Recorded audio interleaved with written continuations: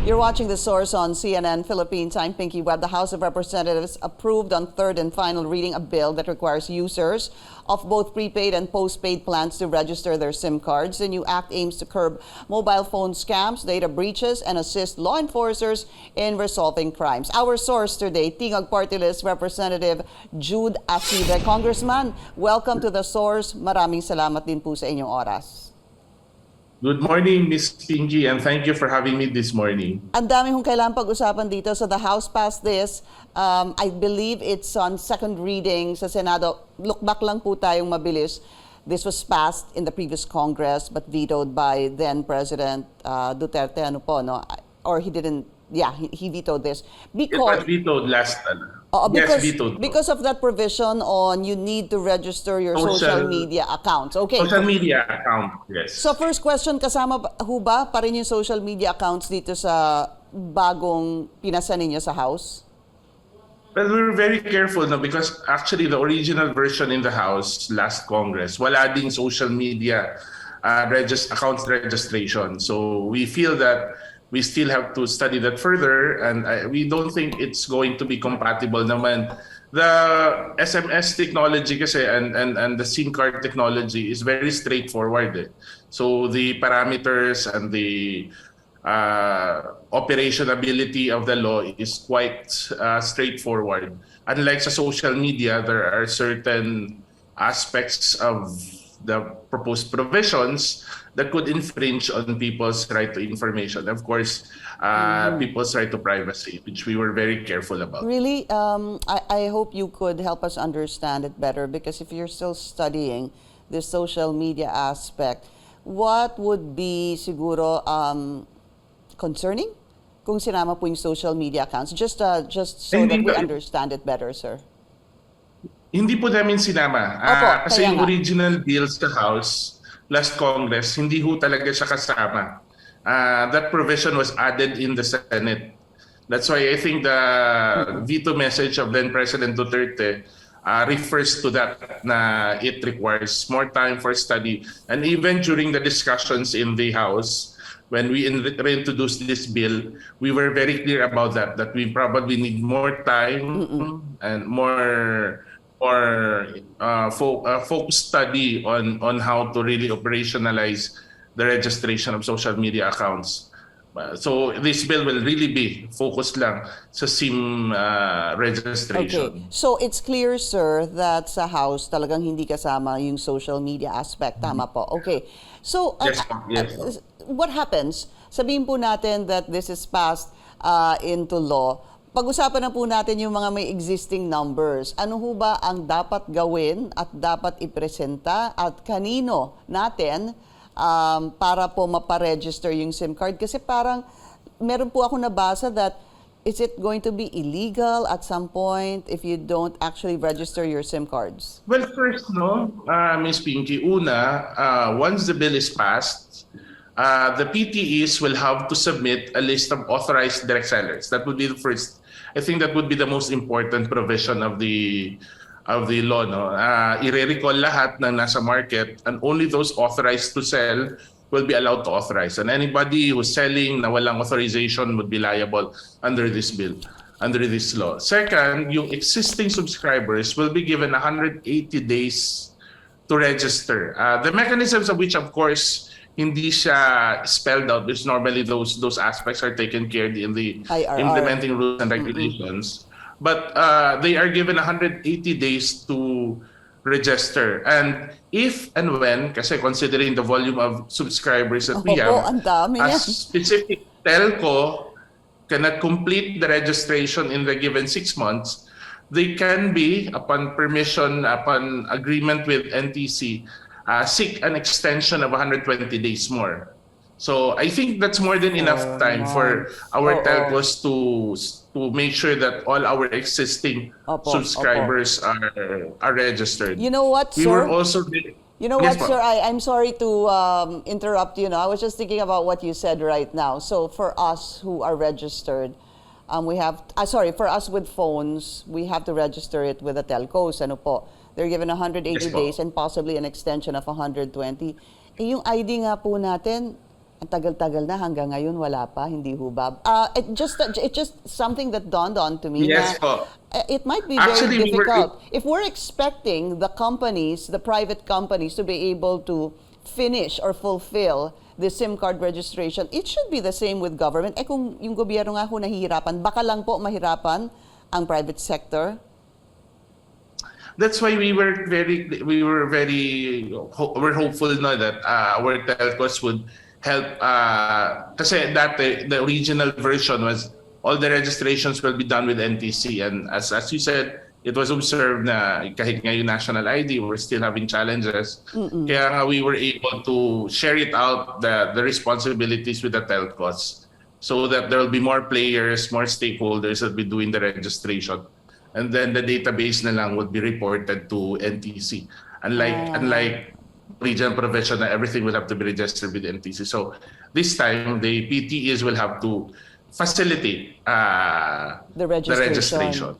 Is it because you feel that they would do a better job?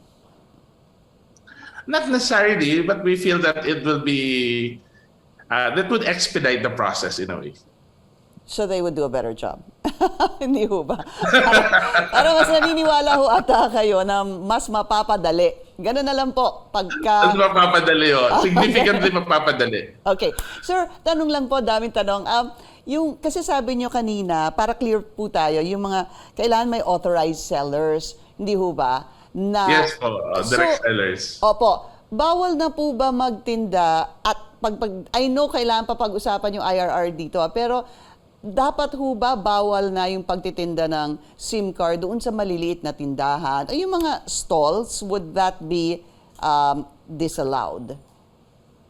Well, we're not saying naman sa bill na kailangan may specifications with regards to direct sellers, no. But we hope that at least ang mga telcos would come up with certain standards for their authorized resellers. We're very careful not to discriminate kasi mahirap naman, Ms. Pinky, na lahat i-require natin na telco stores or may certain standards kasi we're also looking at yung access ng mga ordinaryong mga taga-probinsya, yung mga nasa maliliit na bayan, no? But we will, what is clear with the law is we would want the telcos to at least have an accreditation process. Mayroong authorized direct sellers talaga. Opo.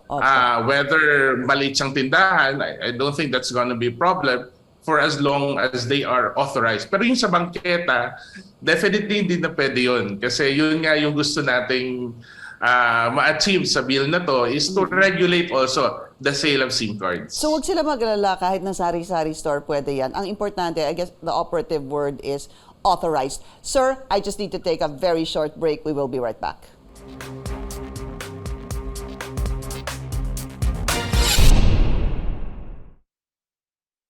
Our source today, Tingog Party List Representative Jude Acidre. So sir, sabi niyo po yung telcos, tama ho ba ang mag-authorize ng mga sellers?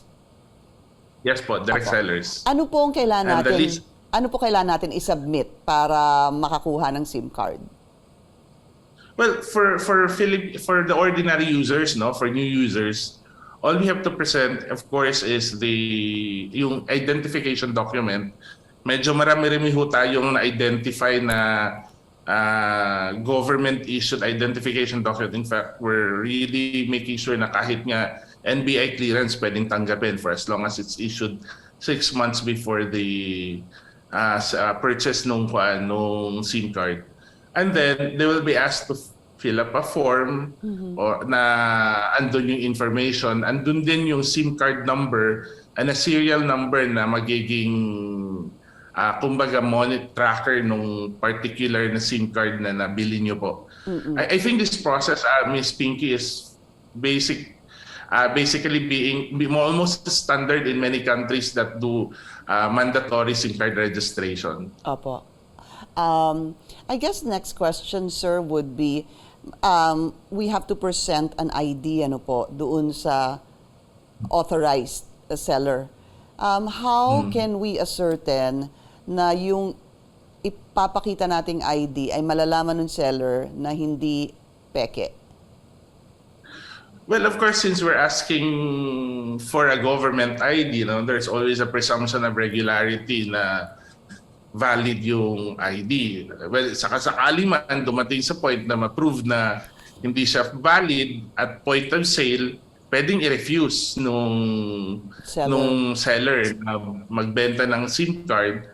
O di kaya, pag nalaman naman after the sale, of course, that would mean na forfeit din yung, pwedeng ipa-deactivate din yung SIM card na binili mo. So again tayo po, we need to register. Sa ngayon ha, kasi this can still change, of course, according to Congressman. Yes, sa IRR. Sa IRR, pwede pa ito Pero somehow what we're seeing is in 180 days, we must be able to register our SIM cards. Another question, is there a number by which siguro hanggang, may limit ba kung ilang SIM card ang maaaring makuha ng isang ng individual? Well, it's very difficult to set a limit, kasi medyo marami namang tao. In fact, sa Philippines, ngayon ko lang nalaman to when we were pushing for the bill, there are actually more SIM card cell phone subscription than mobile users in the Philippines. So, established talaga yan na maraming Pilipino, they own multiple numbers, almost like a ratio of 130 to 100 mobile phone users. Ang siguro lang ang mangyayari niyan since we've registered we're starting to register SIM cards, talagang red flag pag meron kang 100 SIM cards registered to your name or probably even 50 SIM cards. Parang hindi na siya ganoon ka valid siguro, or probably it will raise suspicions anong paggagamitan mo ng SIM cards na yun. Well, what were you saying in terms of numbers? Ilan po yung users? Ilan po yung numbers? That's a little bit interesting. You were saying something, but I wasn't clear on the numbers. There are about 137. Ang yung ratio ng subscription to users is like, there's 137 subscription for every 100 users.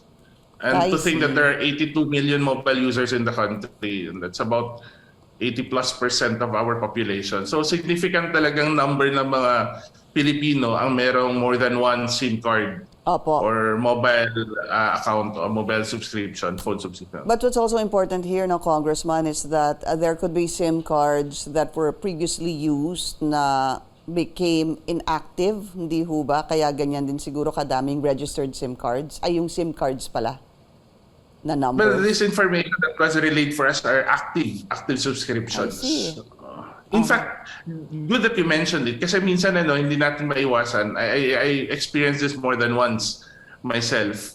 Yung nare-recycle yung number tapos tatawagan mo na iba na pala yes. ang may-ari. So I think this is also going to be one of the issues that mandatory SIM card registration will be able to resolve. Kasi minsan ka-text mo na matagal, akala mo it's the same person, iba na pala. Suddenly you realize ibang tao na pala may-ari ng number. Unless makita mo sa Viber, iba na yung picture nung text mo. Okay, sir, let's talk about this more kapag meron na pong mas malinaw na siguro fine print dito sa SIM card registration. Tingog Party List Representative Jude Acidre. Sir, thank you so much for your time. Thank you very much. Thank you very much, Ms. Pinky. And thank you for joining us here on The Source. I'm Pinky Webb. You're watching CNN Philippines.